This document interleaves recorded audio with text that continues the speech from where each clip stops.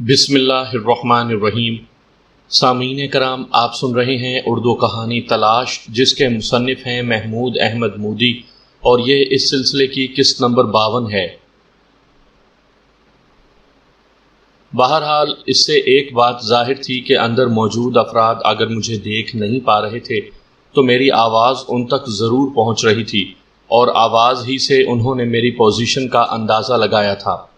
اس دوران کھڑکی کا جو شٹر گر چکا تھا مجھے دوبارہ اٹھتا نظر آیا، لیکن اس سے پہلے کہ کھڑکی سے کچھ باہر آتا میں نے اس مختصر سے خلا میں گولیوں کی بوچھاڑ کر دی۔ کھڑکی کا شٹر تو فوراً ہی گر گیا، لیکن میں نے گولیوں کی تڑتڑاہٹ سے ہم آہنگ ہو جانے والی ایک چیخ ضرور سن لی۔ معاملہ طول پکڑتا جا رہا تھا، کچھ کر گزرنا ضروری ہو گیا تھا۔ میں نے اپنے سینے سے چپکا ہوا تباہ کن بم علیحدہ کیا، اس پر لپیٹا ہوا ایک خاص ٹیپ کھولا، سیفٹی پن ہٹائی اور اسے کھڑکی پر دے مارا۔ احسان مرزا نے جب یہ بم صابن کے پیکٹ کی شکل میں میرے حوالے کیا تھا تو اس کی تباہ کاری کے متعلق اشارتاً بتایا تھا، لیکن مجھے امید نہیں تھی کہ اتنا مختصر سا سادہ بم ایک بہت بڑی بختر بند گاڑی سے مشابہ اس عمارت کو اتنا نقصان پہنچائے گا، اور اس طرح اس علاقے میں چند لمحے کے لیے زلزلہ سا برپا کر دے گا۔ دھماکے سے ایک بار تو میں بھی سٹ پٹا گیا اور فوراً سانپ کی طرح رخ بدل کر پیچھے کو بھاگا۔ محفوظ فاصلے پر رک کر میں نے مڑ کر دیکھا، سامنے والی دیوار جو بلا شبہ کچھ دیر پہلے تک سیسا پلائی ہوئی دیوار سے زیادہ مضبوط اور ٹھوس نظر آتی تھی، اس کا بیشتر حصہ اور اس کے ساتھ چھت کا بھی کچھ حصہ ملبے کا ڈھیر بن چکا تھا، اور ایک طویل و عریض بھیانک خلا منہ کھول چکا تھا۔ میرے خیال میں یہ پیش قدمی کے لیے موزوں ترین وقت تھا۔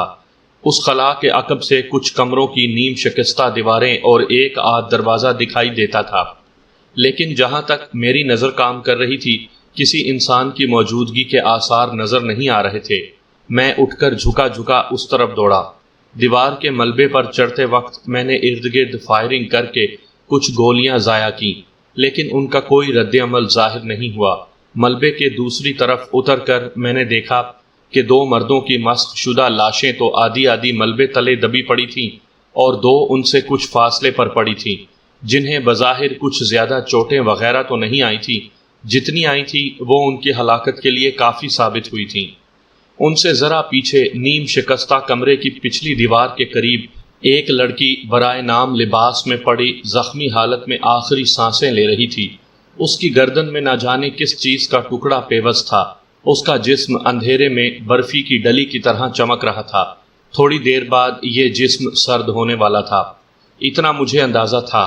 میں اس کے قریب رکا نہیں، تاہم میں نے مردوں کی لاشوں کو ایک نظر دیکھا، مگر ان میں کوئی بھی حشمت یا شرافت نہیں تھا۔ میں نیم شکستہ کمرے کے عقبی دروازے کی طرف دوڑا جو نیم وا نظر آ رہا تھا۔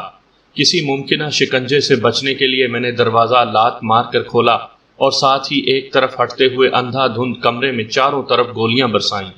یہاں بھی کسی کی موجودگی کے آثار نظر نہ آئے۔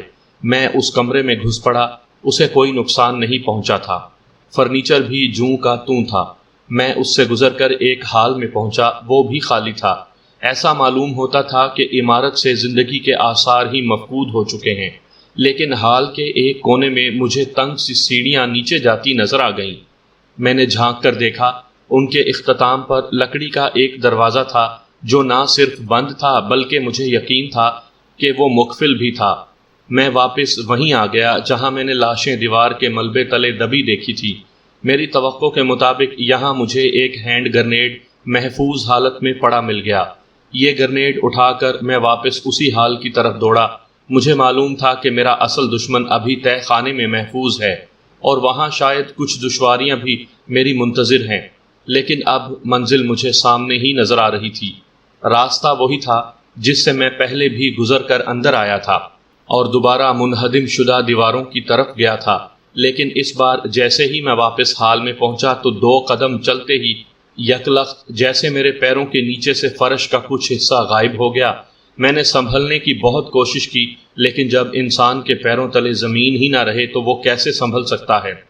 سٹین گن، بم، سب کچھ میرے ہاتھوں سے چھوٹ گیا۔ غنیمت تھا کہ ابھی میں نے اس کی سیفٹی پن نہیں ہٹائی تھی، ورنہ شاید میرے چیتھڑے اسی کی بدولت اڑتے۔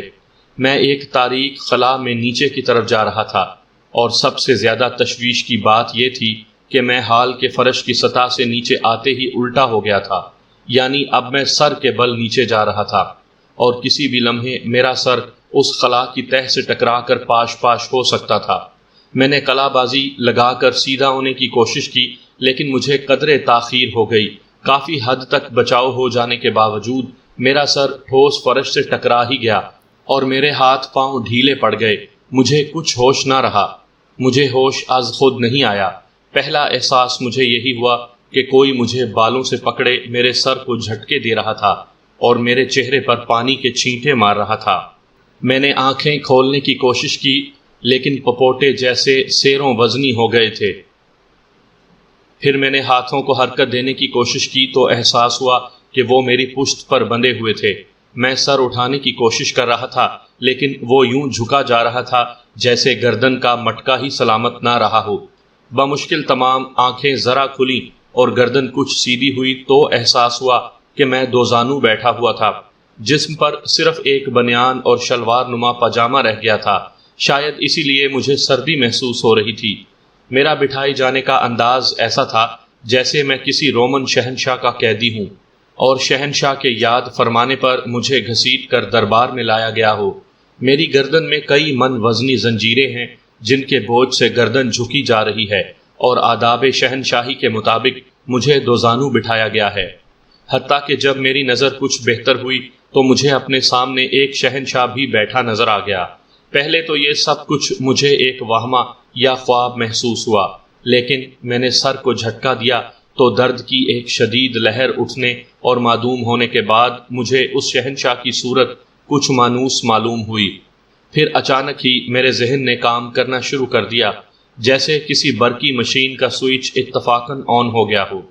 میں نے اس شہنشاہ کو پہچان لیا۔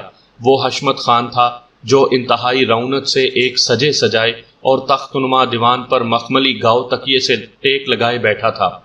اس کے جسم پر ایک زرق برق شاہانہ لبادہ تھا۔ میں نے فلم کی صورت میں اس کے جو دو روپ دیکھے تھے، ان میں سے ایک میں اس کا سر صفا چٹ تھا اور دوسرے میں بال تھے، لیکن اس وقت اس کے سر پر ایک خوبصورت تاج تھا جس میں ہیرے جڑے ہوئے تھے۔ اس کے چہرے پر صرف رونق ہی نہیں، آنکھوں سے بھی گویا خون ٹپک رہا تھا۔ وہ بڑے غیظ و غضب میں نظر آ رہا تھا، اور وجہ غضب غالباً میں ہی تھا، کیونکہ اس کی نظر مجھ پر ہی جمی ہوئی تھی۔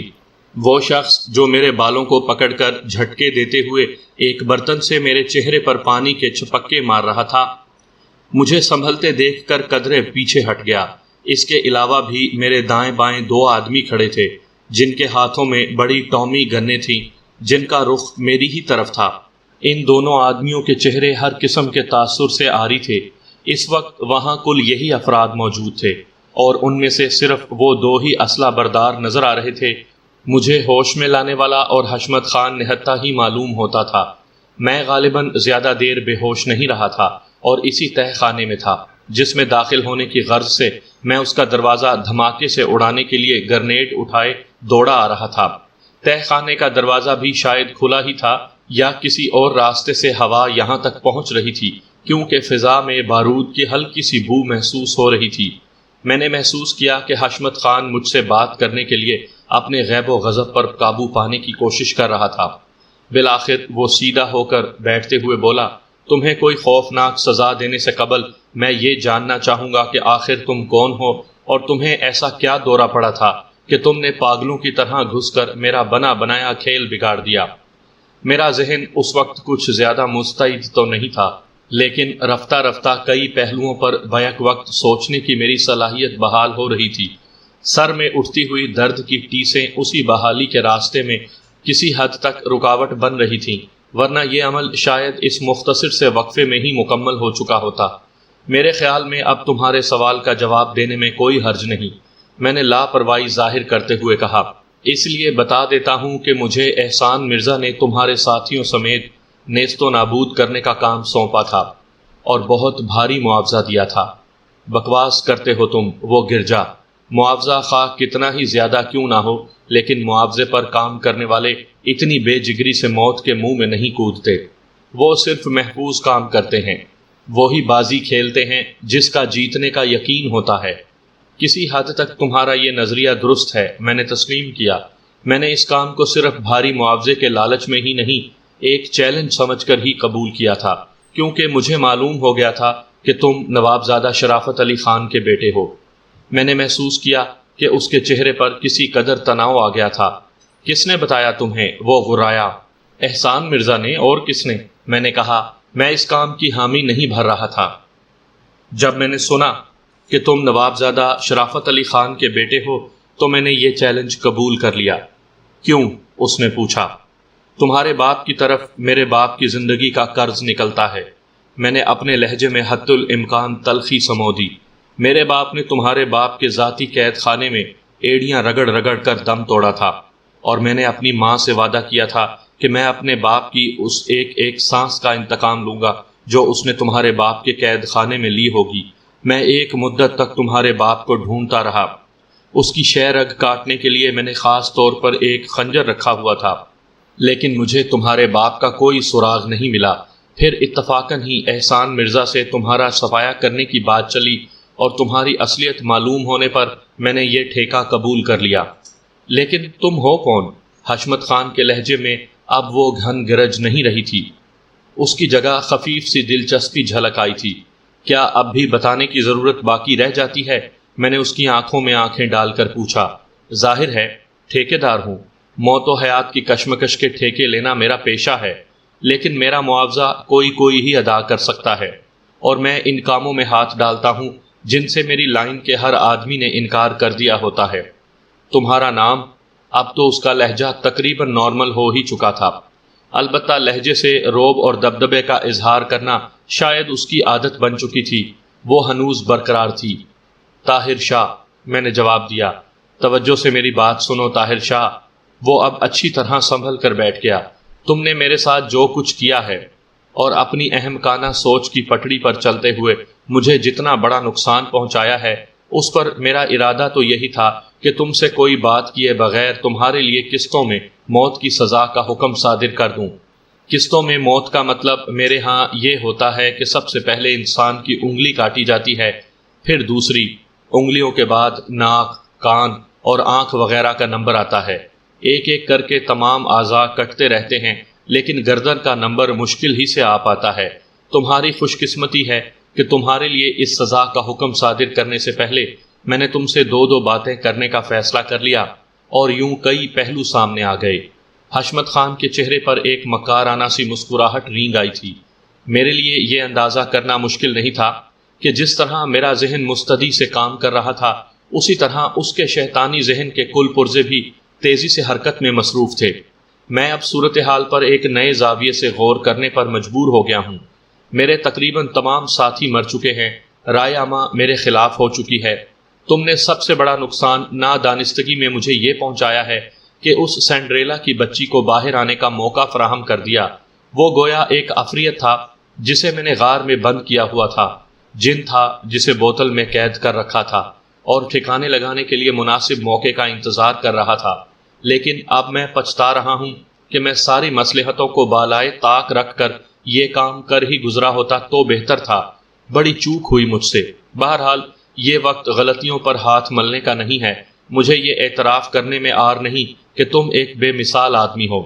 میں جس بحران میں پھنس گیا ہوں اس میں میرے لیے تمہاری قدر و قیمت اور بھی بڑھ گئی ہے۔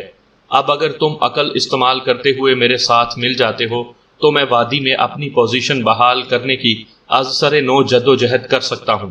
سینڈریلا عنقریب ہی جس سیل رواں کو لے کر میری اس پناہ گاہ کا رخ کرنے والی ہے، اس کا سامنا کرنے کی کوئی فوری حکمت عملی تیار کر سکتا ہوں اور ہاری ہوئی بازی کو جیتنے کی کوئی صورت نکال سکتا ہوں۔ ہم دوبارہ اپنے اپنے پاؤں مضبوط کر چکے تو اس کے بعد تم چاہو تو اچھے دوستوں کی طرح یہاں سے رخصت ہو سکتے ہو اور اپنے انتقام کے اصل ہدف یعنی میرے ابا حضور کی تلاش کا کام از سر نو شروع کر سکتے ہو، اور میں اس معاملے میں قطعی غیر جانبدار رہوں گا۔ اصولاً تو تمہیں ان کی زیادتیوں کا حساب انہی سے طلب کرنا چاہیے۔ اگر تم ان کا سراغ لگانے میں ناکام رہتے ہو اور ان کے گناہوں کا بوجھ کسی اور طرف منتقل کر دیتے ہو تو یہ تمہارے بہادر ہونے کی نہیں، کمزور اور تنے آسان ہونے کی نشانی ہے۔ بولو، کیا کہتے ہو؟ میں نے نہایت ہی محتاط انداز میں یہ تاثر دینے کی خفیف سی کوشش کی کہ میں الجھن میں پڑ گیا ہوں۔ جلدی بولو، وقت بہت کم ہے، اس نے قدرے مضطرب سے لہجے میں کہا۔ میری یہ پناہ گاہ اب کچھ زیادہ محفوظ نہیں رہی۔ کیا میں زندگی کے توشے سے چند فاضل سانسیں چرانے کے لیے واقعی تمہارے جھانسے میں آ جاؤں؟ میں نے طنزیہ لہجے میں کہا، پھر پوچھا، اس بات کی کیا ضمانت ہے کہ بازی پلٹنے کے بعد تم دھوکے سے مجھے راہ سے نہیں ہٹا دو گے؟ میں نے جو کچھ بھی کہا ہے وہ ایک بہادر آدمی کا دوسرے بہادر آدمی سے وعدہ ہے۔ وہ مسکرایا۔ اور پھر آزاد حالت میں تم اتنی آسانی سے مرنے والی چیز نہیں ہو، میں نے تمہیں تول لیا ہے۔ میں نے ایک لمحے توقف کیا، پھر ہچکچاتے ہوئے کہا، بالفرض میں تمہارے ساتھ مل جاتا ہوں اور بازی بھی پلٹ جاتی ہے تو مجھے جان بچانے کے زبانی وعدے کے علاوہ کیا حاصل ہوگا؟ اپنے پیشے میں پکے ہو؟ وہ مسکرایا۔ جان کو اتنی اہمیت نہیں دے رہے جتنی مال کو دے رہے ہو۔ بہرحال مال کے سلسلے میں تو میں یہی کہہ سکتا ہوں کہ احسان مرزا سے بھی معاوضہ تم نے پیشگی ہی لے لیا ہوگا، اور تمہاری ہی باتوں سے ظاہر ہے کہ وہ کچھ کم نہیں رہا ہوگا۔ لیکن یہاں تم جتنی دولت لے جا سکتے ہو اتنی تم نے کبھی خواب میں بھی نہیں دیکھی ہوگی۔ یہ خطہ نہ جانے کتنی شکلوں میں دولت اگلتا ہے، اور شکر ہے کہ مہذب دنیا کے قدم ابھی یہاں تک نہیں پہنچے۔ میں کھلے دل کا آدمی ہوں، تمہیں جو کچھ اٹھا کر لے جانے کی اجازت دوں گا اسے دیکھ کر تمہاری آنکھیں کھلی کی کھلی رہ جائیں گی۔ مجھے منظور ہے۔ بالآخر میں نے گویا فیصلے پر پہنچتے ہوئے کہا، بہت خوب۔ اس نے جوشیلے سے انداز میں چٹکی بجائی۔ اب یہ بھی بتا دو کہ وہ لڑکی کون ہے جو وادی کے گیٹ پر پکڑی گئی تھی؟ اسے احسان مرزا ہی نے میرے ساتھ کیا تھا، اس کے خیال میں وہ کام کی لڑکی ہے۔ میں نے جواب دیا، معلوم نہیں اس کا اشارہ کس کام کی طرف تھا۔ حشمت خان اس سنگین صورتحال میں بھی خباثت بھرے انداز میں مسکرا دیا۔ بہرحال تمہارا اس سے کوئی دلی تعلق تو نہیں ہے نا؟ دلی تعلق؟ میں استہزائیہ انداز میں ہنس دیا۔ کیا ہم لوگ دلی تعلق رکھنے کے متحمل ہو سکتے ہیں؟ بڑے کام کی بات کی ہے تم نے، وہ دوستانہ لہجے میں بولا۔ گویا میرا اندازہ درست ہی تھا، تمہارا اس سے ذرا سا بھی قلبی تعلق ہوتا تو تم کبھی بھی اسے ڈھال بنا کر بستی میں داخل نہ ہوتے۔ پھر اس نے اس شخص کو اشارہ کیا جو مجھے ہوش میں لایا تھا۔ اس شخص نے دائیں ہاتھ کی دیوار میں موجود ایک نفیس سا دروازہ کھولا اور میں نے چوکھٹ کے پار کیٹی کو کھڑے دیکھا۔ وہ ایک ٹک مجھے گھور رہی تھی۔ اس نے اب تک کی گفتگو یقیناً لفظ با لفظ سنی تھی۔ اس کے ہاتھ بھی پشت پر بندھے ہوئے تھے، کپڑے تار تار تھے، ایک آنکھ سوج کر تقریباً بند ہو چکی تھی اور متورم حصہ نیلا پڑ چکا تھا۔ رخساروں کی ہڈیوں والے ابھاروں پر بھی نیل تھے۔ نچلا ہونٹ پھٹ چکا تھا اور اس سے خون کی ایک لکیر نرخرے تک آ کر خشک ہو چکی تھی۔ پیشانی پر ایک گومڑ صاف نظر آ رہا تھا اور بال جھاڑ جھنکار کی طرح الجھے ہوئے تھے۔ اسے یقیناً بری طرح مارا پیٹا گیا تھا، اور اس کی حالت بتا رہی تھی کہ اس کی جگہ کوئی عام لڑکی ہوتی تو شاید اس وقت اس میں اپنے پیروں پر کھڑے ہونے کی سکت نہ ہوتی۔ میری رگوں میں سست روی سے گردش کرتا ہوا خون یکلخت سنسنانے لگا، لیکن میرے ہاتھ جکڑے ہوئے تھے، اور وہ بھی رسیوں سے نہیں، زنجیروں سے۔ دو ٹامی گنوں کی نالیں میری جانب ساکت تھیں، اور ان کے ٹریگرز پر جمی ہوئی انگلیاں گویا میری کسی خفیف سی غلط حرکت کی منتظر تھیں، اور حشمت خان کی سانپ جیسی آنکھیں بھی ایک لمحے کے لیے میری طرف سے غافل نہیں ہو رہی تھیں۔ نہتے شخص کا اشارہ پا کر کیٹی مشینی سے انداز میں قدم اٹھاتے آگے آ گئی اور مجھ سے کچھ فاصلے پر رہ گئی۔ وہ اب بھی ایک ٹک میری ہی طرف دیکھ رہی تھی۔ اس کی آنکھوں میں سوال کی چبھن، مایوسی کا اندھیرا اور شکوک کے سائے لرزاں تھے۔ اس کے متورم اور زخمی ہونٹ کپ کپائے جیسے اس نے کچھ کہنا چاہا ہو، مگر اس کے حلق سے کوئی آواز نہ نکلی۔ طاہر شاہ کے ہاتھ پاؤں کھول دو، حشمت خان نے نہتے شخص کو حکم دیا۔ اس نے حکم کی تعمیل کی اور میں نے سیدھے کھڑے ہو کر ہاتھ پاؤں کے جوڑوں پر ذرا سی مالش کرنے کے بعد حشمت خان کی طرف دیکھ کر مسکرانے کی کوشش کی تاکہ میری اندرونی کیفیات کا کوئی سراغ نہ مل سکے۔ پوزیشن اب بھی ایسی نہیں تھی کہ میں حرکت میں آ سکتا۔ میں قطعی طور پر اسٹین گنوں کی زد پر تھا، اور جن آدمیوں کے ہاتھوں میں یہ گنیں تھی، میرے اندازے کے مطابق اس قسم کی صورتحال میں ان کی یکسوئی، مستدی اور سرد مہری کی نظیر ملنی مشکل تھی۔ وہ کمبخت آنکھ تک نہیں جھپک رہے تھے، اور مجھے یقین تھا کہ میری ذرا سی بھی خلاف توقع حرکت پر وہ مشینی انداز میں فائر کریں گے۔ طاہر شاہ، حشمت خان نے نہایت ملائمت سے مجھے مخاطب کیا، مزید گفتگو سے پہلے میں چاہتا ہوں کہ تم گولی مار کر اس لڑکی کا قصہ تو پاک کر دو۔ کیٹی نے گردن کو تھکے تھکے سے انداز میں حرکت دیتے ہوئے ایک نظر حشمت خان کو پھر ایک نظر میری طرف دیکھا۔ انداز میں شکستگی تھی، اس کے وجود میں گویا زندگی کی امنگ مر گئی تھی۔ حشمت خان نے اپنے دیوان کے موٹے گدے تلے سے ایک ریوالور نکالا اور میری طرف اچھالنے سے پہلے کہا، میں نے تم پر اعتماد تو شروع کر دیا ہے، لیکن اتنا بھی نہیں کہ تم اس ریوالور کا غلط استعمال کر سکو۔ نہایت محتاط رہنا اور ریوالور کو غلط سمت میں ذرا بھی حرکت دینے کی کوشش مت کرنا، ورنہ خواہ ہی تمہاری قیمتی زندگی آن کی آن میں ضائع ہو جائے گی۔ اس نے ریوالور میری طرف اچھال دیا، جسے میں نے نہایت احتیاط سے کیچ کر لیا۔ لیکن کیا لڑکی کو قتل کرنا ضروری ہے؟ میں نے پوچھا۔ ہاں، یہی تو اس بات کا ثبوت ہے کہ تم نے وفاداری تبدیل کر لی ہے، حشمت خان نے فیصلہ کن لہجے میں کہا، اور یہ کہ تم میرے ساتھ معاہدے میں سنجیدہ ہو۔ ہر اہم معاہدے میں آخر دکھانے کے لیے کچھ تو ہونا چاہیے نا۔ ٹھیک ہے، جیسے تمہاری مرضی، میں نے لاپرواہی سے کہا اور ریوالور سے کیٹی کے سینے کا نشانہ لے لیا۔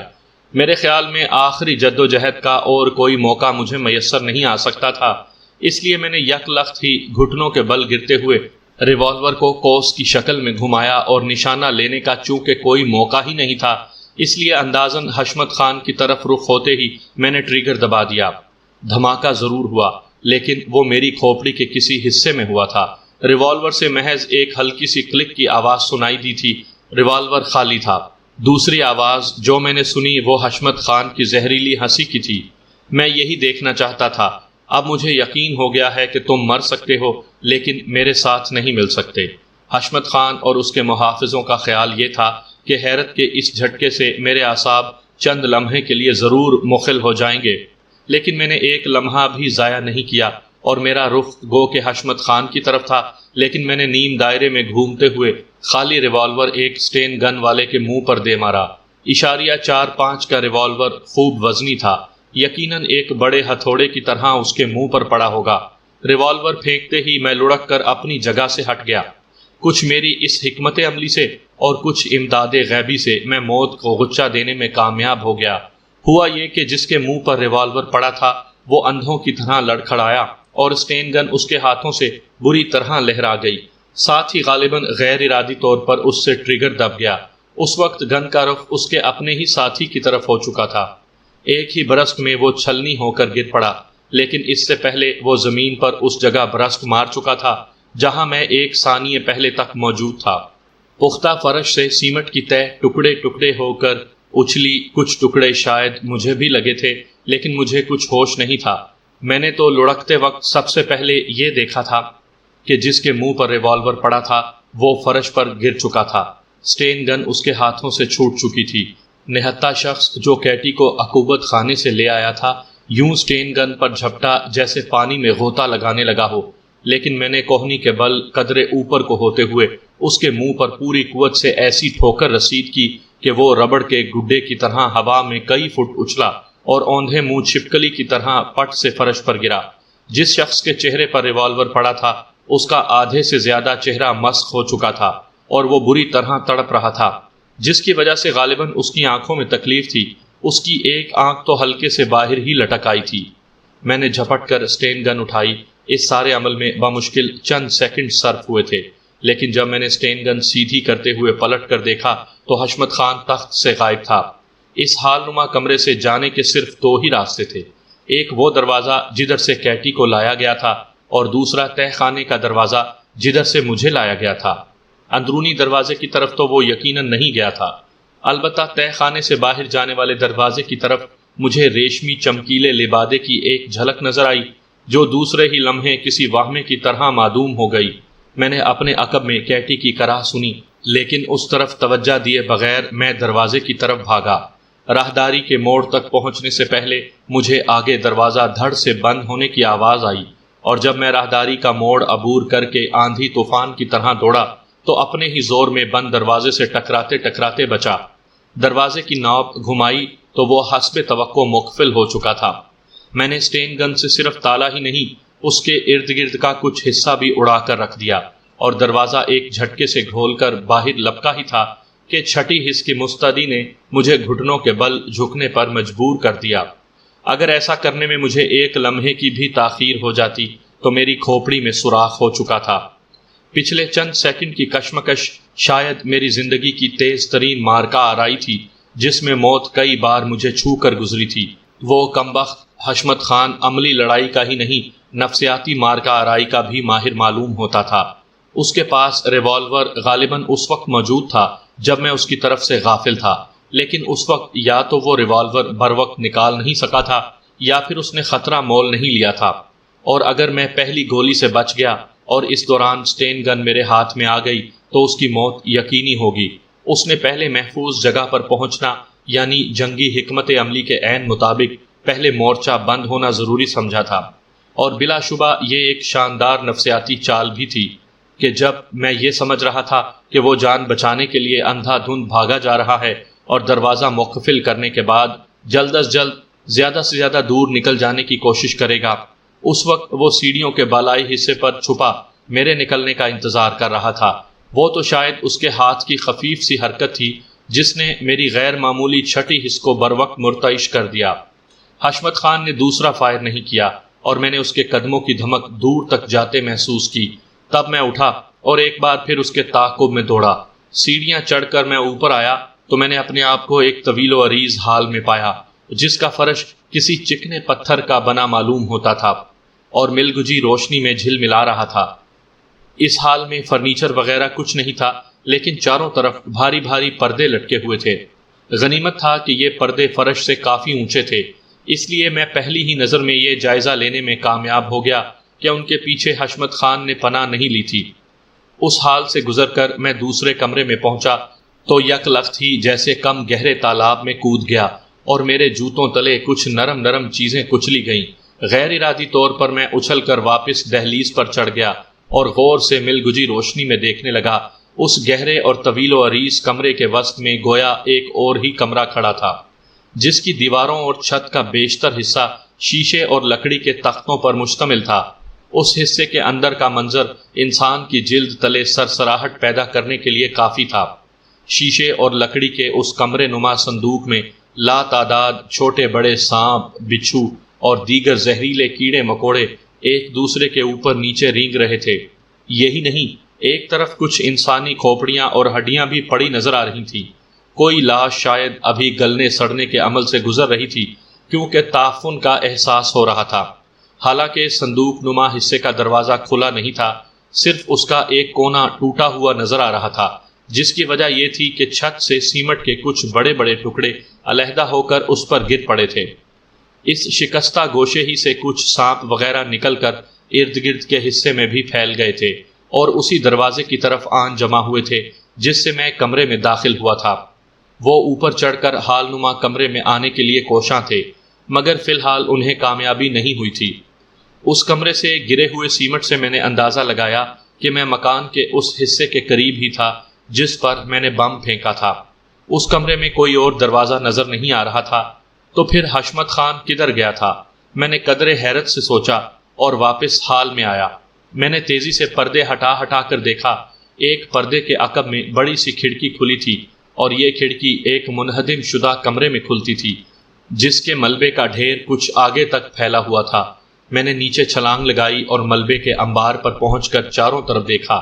دھندلی چاندنی میں بہت دور ایک ہیولا مجھے تیزی سے حرکت کرتا نظر آیا۔ ویسے تو اسے پہچاننا شاید ممکن نہ ہوتا، لیکن اس کا لمبا چوڑا لبادہ جس طرح ہوا میں لہرا رہا تھا، اس کی وجہ سے میں نے بآسانی پہچان لیا کہ وہ حشمت خان ہی تھا۔ اس کی رفتار حیران کن تھی۔ زمین پر تو اس کے قدم گویا پڑ ہی نہیں رہے تھے اور وہ کچھ اوپر ہی اوپر اڑا جا رہا تھا۔ اس کا رخ جنگل کی طرف تھا جس کی لمبائی چوڑائی کا مجھے کچھ اندازہ نہیں تھا، اور اگر ایک بار حشمت خان جنگل میں داخل ہو جاتا تو پھر میں یقین سے نہیں کہہ سکتا تھا کہ میں اکیلا اسے تلاش کر لوں گا۔ بستی کی سمت میں کہیں دور سے ہوا کے دوش پر مجھے اجتماعی نعرے بازی کی آوازیں وقفے وقفے سے سنائی دے رہی تھیں۔ سینڈریلا اپنی حکمت عملی کے مطابق اپنی بگڑی ہوئی بازی سنوارنے میں مصروف تھی، یا شاید وہ اپنا کام مکمل کر چکی تھی۔ حشمت خان کا معاملہ شاید اس نے مکمل طور پر مجھ پر چھوڑ دیا تھا۔ شاید اس کا خیال یہی رہا ہو کہ اس زمن میں مجھے کسی کمک کی ضرورت نہیں تھی۔ کمک کی ضرورت تو واقعی مجھے نہیں تھی، لیکن اس علاقے میں اجنبی ہونا قدم قدم پر میرے آڑے آ رہا تھا۔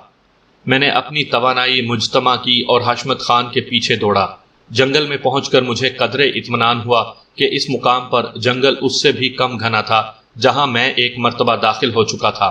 تاہم حشمت خان نہ جانے کس طرف کو نکل چکا تھا اور مجھے نظر نہیں آ رہا تھا، لیکن ایک چیز میری رہنمائی کر رہی تھی اور وہ تھی پرندوں کی آواز۔ حشمت خان گو کہ درندہ نہیں تھا، نہ ہی وہ کوئی آواز نکال رہا تھا اور نہ ہی درختوں پر چڑھنے کی کوشش کر رہا تھا، مگر پرندے اپنے آرام کے وقت کسی کی بھی بھاگ دوڑ پسند نہیں کرتے اور فوراً ہی شور شرابہ یا کم از کم چوں چاں ضرور شروع کر دیتے ہیں۔